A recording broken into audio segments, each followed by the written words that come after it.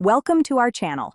If you want to enable and manage push notifications on your Chromebook, follow this quick guide to control which websites and apps can send you alerts and updates. Step 1.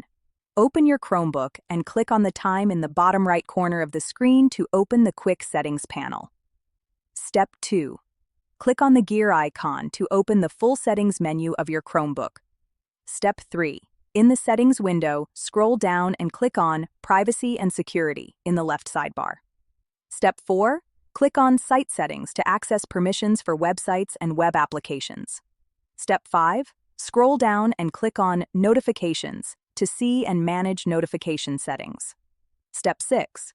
You'll see a list of websites that have requested notification permissions. Toggle the switches on or off for each site based on your preference. Step 7. To add a site manually, click Add next to Allowed to Send Notifications and enter the website URL. Step 8. Adjust the default notification setting at the top by selecting Sites can ask to send notifications or Don't allow sites to send notifications. Step 9.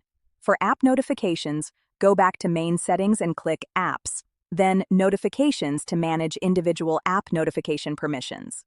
Step 10. Test your settings by visiting a website that sends notifications to ensure your preferences are working correctly.